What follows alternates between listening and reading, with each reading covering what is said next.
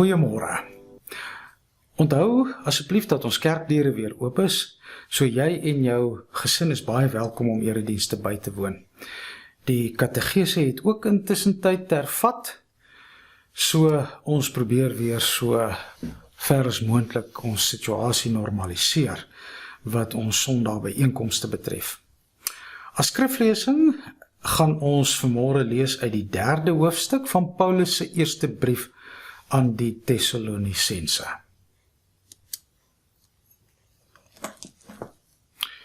Ek lees dit vir ons saam. Daarom, broers, het ons in al ons nood en swaar kry weer moed geskep vir julle, omdat julle glo. Omdat julle vas staan in die Here, leef ons nou weer werklik. Hoe kan ons na behore aan ons God die dank bring vir al die blydskap wat ons voor hom oor julle het? Dag en nag bid ons met ons hele hart, om julle weer persoonlik te mag sien en om aan te vul wat nog aan julle geloof ontbreek. Mag God ons Vader self en ons Here Jesus ons pad na julle toe oopmaak. En mag die Here julle liefde vir mekaar en vir alle mense laat groei en oorvloedig maak, net soos ons liefde vir julle. So sal hy julle innerlik sterk maak, dat julle onberispelik en heilig voor God ons Vader sal staan, wanneer ons Here Jesus kom, saam met al sy heilige engele. Dis ons skriflesing. Paulus was vir lang tye afwesig in die gemeentes wat hy gestig het. Maar glo dit of nie, hierin is daar 'n groot stuk ironie vervat. Want was dit nie vir sy afwesigheid nie, sou ons nie oor groot dele van die Nuwe Testament beskik het nie. Want Paulus het sy briewe aan al hierdie gemeentes in sy afwesigheid geskryf natuurlik. Van hulle aandoenlik, pastoraal, ander uitdagend, vol argumente, party met verwyte, van hulle verskonend, verduidelikend, pleitend, gelaai met teologie, party voorskriftelik, maar altyd volgepak met hoop en bemoediging. Daar's 'n briefie in die pos, en die adressant is 'n handjievol lidmate of bekeerlinge in die hawestad met die naam Thessalonika. Ons skat so wat 30 tot 50 mense, nie meer nie. Dis 'n gemeente wat Paulus gestig het tydens sy tweede sendingreis. Ons praat dus van so 40 tot 45 na Christus. 'n Groepie wat na alle waarskynlikheid bestaan het uit Jode, maar ook uit Grieke uit die heidense wêreld. Wat beteken heiden of heidense wêreld? Vir daardie tyd het dit beteken burgers van die Romeinse ryk wat hoofsaaklik polytheïste was, maar ook die keizerkultus beoefen het. Dis belangrik. Die Romeinse burger van daardie dae het 'n verskeidenheid gode gehad wat hy kon vereer. Onder andere vir gesondheid en voorspoed en vrugbaarheid en sukses. En natuurlik ook gode wat die natuurkragte in toom kon hou. So jy kon soveel gode aanbid soos wat jy wou, solank jy ook net aan die keiser die nodige eer betoon het. En dit het bekend gestaan as die keizerkultus. In elke stad was daar tempels vir hierdie gode, maar spesifiek ook 'n altaar vir die keiser. Die keiser was immers Divi Filius of seun van God genoem.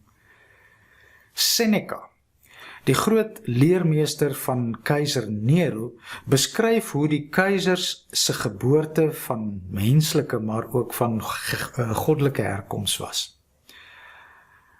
So beskryf hy byvoorbeeld Augustus se moeder vanuit menslike herkoms, maar sy pa van goddelike herkoms, in die geval Apollo. Nou dis in so 'n hawe stad met 'n aktiewe keizerkultus en gode vir elke natuurverskynsel, elke kwaal en elke fantasie, waar die apostel Paulus nou ingestap kom met 'n roete vanaf Filippi. En dit is die roete of via, of weg, waarlangs die groot spelbrekers van die antieke tyd geparadeer het. Militêre en politieke leiers met statuur, impakspelers, wat die gang van die geskiedenis onherroepelik beïnvloed het. Ek dink hier byvoorbeeld aan Alexander die Grote. Dis op dieselfde roete waarop Paulus onderweg is met 'n boodskap, wat nie slegs hierdie staatjie nie, maar Europa en later die ganse wêreld vergoed sou verander het. En dit is die boodskap van Jesus Christus. Die apostel Paulus sou egter hou by bekende terminologie van daardie heidense wêreld, polytheïstiese wêreld, sodat dit nie vreemd op hulle ore sou val nie. Maar hy sou heeltemal iets anders en iemand anders daarmee bedoel. En dit vind ons in ons brief. In ons geleesde gedeelte vermeld Paulus hoe hy en sy medewerker Timoteus gekom het om aan hulle die evangelie te bring. Vir ons is die woord evangelie baie bekend, maar die woord evangelie in daardie tyd is gebruik vir die boodskap namens die keiser. Euangelion beteken goeie nuus in Grieks.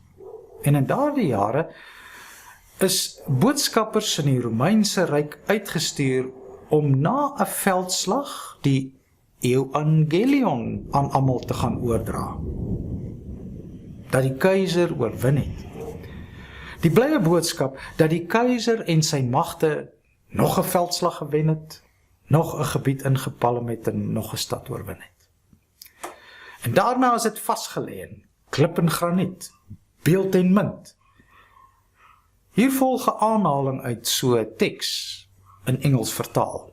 Blessed is war in the name of peace and prosperity. En dis die einste term wat Paulus gebruik om sy boodskap aan die Thessalonisense oor te dra.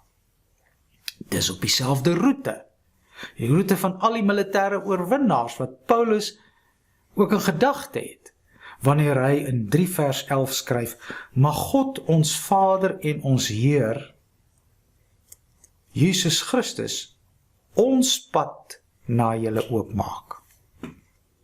Maar ons Kyrios of ons meester is nie 'n man op 'n perd nie. Is nie 'n militêre leier nie, maar 'n man aan 'n kruis.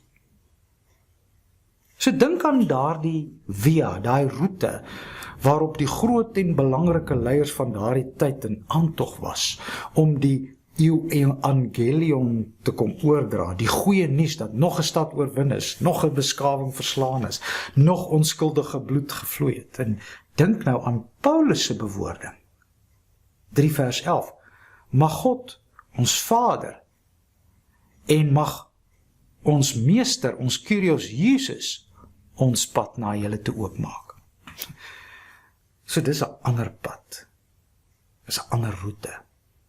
Dis nie die pad van swaar stewels nie. En waarheen is dit?